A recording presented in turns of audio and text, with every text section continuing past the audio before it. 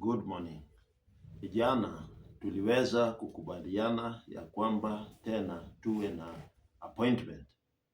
Katika kuishi kwetu, mna wakati ambao tunaenda hospitalini, au mna wakati ambao tunapotafuta ajira, au wakati tunapotaka kukutana na mtu for a date.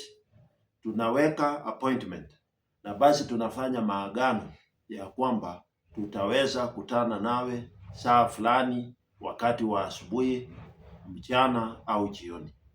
Vivyo hivyo katika masuala ya kiungu, imehitajika wewe na mimi tuweke maagano dhabiti, tufanye mpango mahususi, kusudi kubwa tukaweze kukutana na Mwenyezi Mungu aliyekuumba wewe na mimi.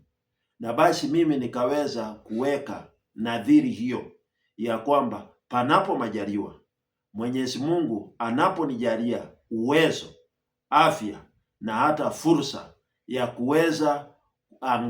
kuweza kusimika maadili, maelekezo, maagizo, maonyo na hata tahadhari katika maisha yetu, basi mimi nitakuwa mwepesi kutumika kama chombo.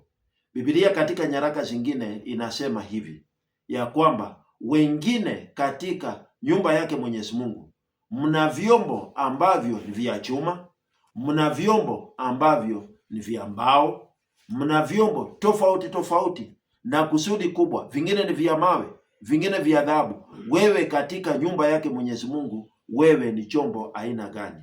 Na basi asubuhi hii ya leo ninataka nikaweze kuendelea na mada ambayo tumeianza wiki hii.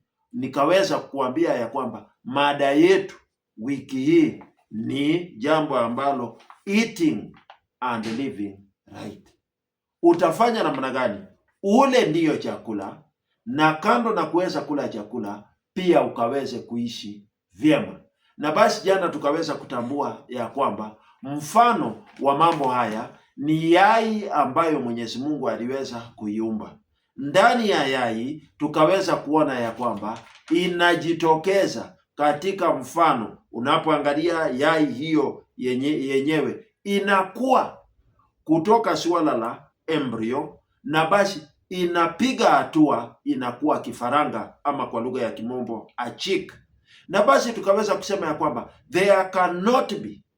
there is no gainsaying the fact that the egg is the greatest potential of life. Na tukaweza kuona ya kwamba ndani ya yai mna carbohydrates, ndani ya yai mna proteins, ndani ya yai mna fats, vitamins na minerals zote ambazo zinahitajika zikaweze kumfanya mwanadamu awe salama. Lakini pointi nyingine tukatambua ya kwamba Mwenyezi Mungu amemfanya mwanadamu mnyofu, lakini amebuni mavumbuzi mengi. Mwanadamu huyu amefanya nini? Akaweza kuja na mbinu, akaanza kutengeneza yai.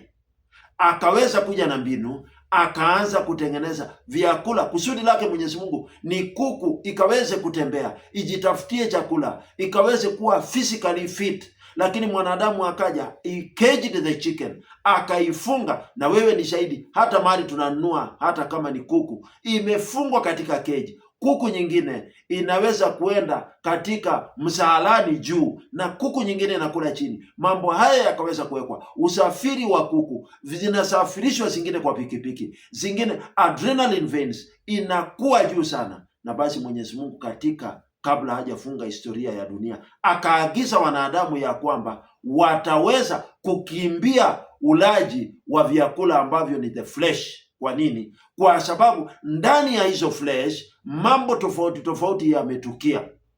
Na basi nataka nijikite katika yai hii. Wewe utakapoangalia, Wachina pia wameanza kutengeneza yai. Jana nikaweza kusema nitakuonyesha mifano, lakini naomba msamaha. Lakini katika YouTube yangu channel nitaweza kuweka yai tofauti tofauti nikielezea mambo kadha wa kadha. Eating right and living right. Tukaweza kuona mwanadamu anafananishwa na rocket when it is propelled further and further into the space. Na inapoanza kuungua, inaungua, the burning energy iko katika various stages ya flight yake until inabakia inabakia rocket ndani ya orbit, na basi tukaweza kuona ya kwamba when the energy within the egg is burned up to arrive to the embryo or chick stage, tukaweza kuona ya kwamba another energy source is necessary to carry kitu ambayo imeweza kuchipuka on propulsion ama growth into the next stage. Na basi tukaweza kuona ya kwamba pia mwanadamu vivyo hivyo anahitajika akaweze kuenda processes tofauti tofauti, kutoka sehemu ya egg to embryo to fetus to baby to child, na akaweze kuwa mtu mzima. Lakini tukaweza kuona ya kwamba tahadhari ambayo imeweza kutokea ni ya kwamba mwanadamu sasa ameweza kuwa, unapata mtoto mdogo wa miaka 10 amekuwa libaba lizee. Kwa nini? Kwa sababu kuku zinadungwa mashindano, na katika kudungwa shindano inakimbiza mwili ya mtoto. Mtoto anakuwa mtu mzima, anazeeka, anakuwa na uzani ambao umepita kiasi. And God introduced science ambayo ni true science ya Matters Body Mass Index, ambayo imehitajika ukaweze kuangalia ili kwamba miguu yako isibebe uzani mzito, na basi ikaweze kuleta shida katika mwili wako. Mwili wa mwanadamu inafananishwa na crop that grows without nutrients in the soil. Na jana nikaweza kuparaphrase, na leo ninataka nikaweze kusoma waraka wa 3 wa Yohana 1. Biblia inasema, mzee kwa Gayo mpenzi, nimpendaye katika kweli. Pointi ya kwanza, mtumishi wa Mungu Yohana akiwa katika kisiwa cha Patmo anamwandikia mzee Gayo ambaye ni rafiki yake, anamwambia mimi ninakupenda kweli kweli.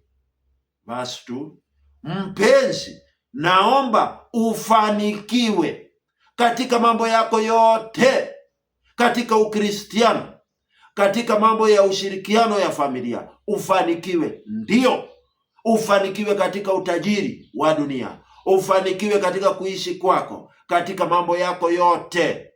Na anaongeza, hawajii pale. Unaweza kuwa umefanikiwa, una gari lako, una watoto wako wazuri, una kazi nzuri, lakini mtumishi wa Mungu Yohana anakuambia asubuhi ya leo, umefanikiwa katika hivyo vyote. Anaendelea kusema, na kwa afya yako, kama vile roho yako inavyofanikiwa.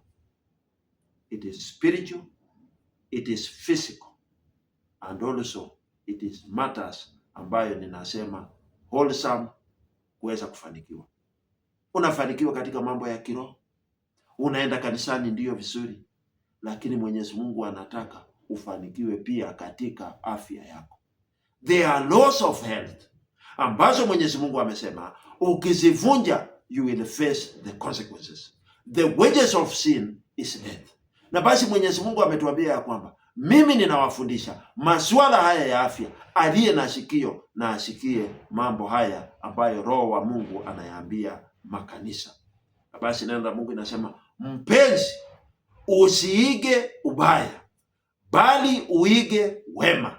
Na wema ni kwamba ya kwamba you will eat when you are supposed to eat. You will eat the correct food, like an egg that develops to an embryo that goes to childhood. Mwanadamu sasa tunabadilisha to manhood. Mwanadamu amehitajika ale vema, akunywe maji ya kutosha, akule wakati ambao unaofaa, asile chakula kingi masaa ya jioni.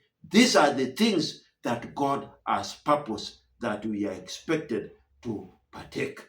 Na basi siku hii ya leo nataka nikaweze kuambia, it is thus clear, I want to make a statement now, that growth and nutrition go hand in hand.